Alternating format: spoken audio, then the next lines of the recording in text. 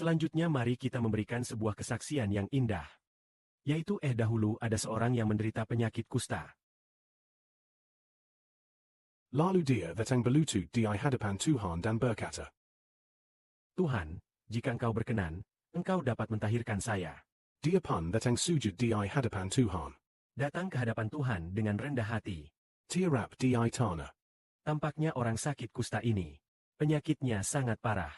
Seluruh daging tubuhnya sudah membusuk. Dan lagi sangat sakit. Dia pun sujud di hadapan Tuhan. Mungkin barangkali orang sakit kusta ini tubuhnya penuh bau busuk. Yaitu bau busuk seperti daging busuk dan daging mati.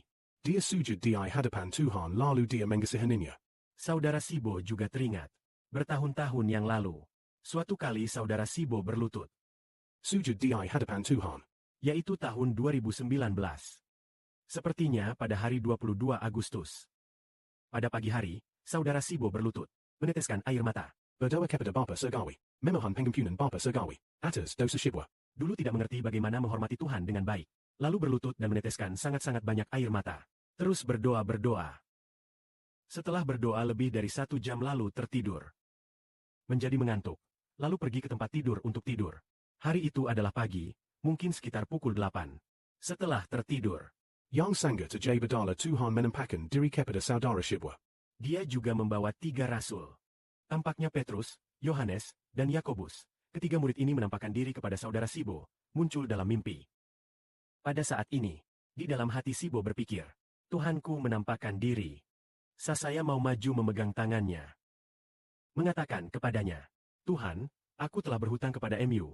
Saudara Sibo berpikir demikian, berencana demikian untuk maju ke depan. Lalu, pada saat menggenggam tangan Tuhan, saudara Sibo pun melihat bahwa kedudukan saudara Sibo di surga sangat berharga. Lebih mulia daripada para rasul. Lebih mulia daripada 3 murid di belakang Tuhan. Ketika Tuhan Kristus memegang Sibo, pada saat saudara Sibo menggenggam kedua tangan Tuhan, Tuhan seketika berubah menjadi kegelapan besar yang mengejutkan. Masuk ke dalam saudara Sibo. Lalu ada suatu kuasa yang sangat besar. Memenuhi hatinya. Pada saat itu juga seketika saudara Sibo terbangun. Apa sebabnya ini? Ternyata ketika Sibo berjalan menuju penampakan itu. Ketika menampakkan diri kepada Sibo, seperti Tuhan Yesus Kristus yang rendah hati. Di hadapan Tuhan. Sekali saja langsung mendapat belas kasihan Tuhan. Belas kasihan Tuhan itu terletak pada yaitu kedudukan saudara Sibo.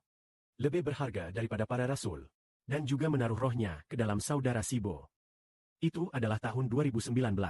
Ketika sampai pada tahun 2024. Yaitu setelah lewat 5 tahun.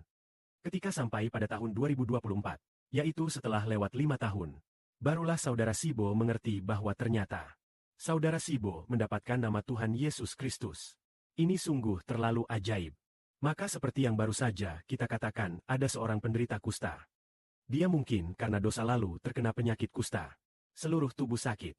Pinyu-pinyu dengan kulit mati dan daging busuk ini. Tubuhnya sangat bau. Lalu dia datang ke hadapan Tuhan. Sujud di hadapan Tuhan. Berkata kepada Tuhan, Tuhan, jika engkau berkenan, engkau dapat mentahirkan saya. Lalu Tuhan melihat orang ini. Yang tubuhnya penuh kusta. Dan lagi orang yang kotor ini, seluruh tubuhnya membusuk dan sangat bau ini. Lalu mengulurkan hati belas kasihan dan menyentuh tangannya sambil berkata, Aku sangat berkenan, jadilah engkau tahir. Orang ini langsung pun disembuhkan. Maka saudara Sibo juga seperti penderita kusta ini. Tidak mengenal Tuhan. Juga tidak mengerti untuk rendah hati di hadapan Tuhan. Ketika mengerti untuk rendah hati di hadapan Tuhan dan menerima berkat, anggur pun muncul dalam mimpi. Dan juga menaruh roh Tuhan di dalam saudara Sibo. Membiarkan saudara Sibo mulai sekarang menjadi mulia. Nah, biarlah semua anak-anak kita di hadapan Tuhan. Rendah hati, sungguh-sungguh tunduk kepada Tuhan. Dengan demikian Tuhan pasti akan mengasihani kita. Kiranya kemuliaan bagi Bapa dan Tuhan. Amin.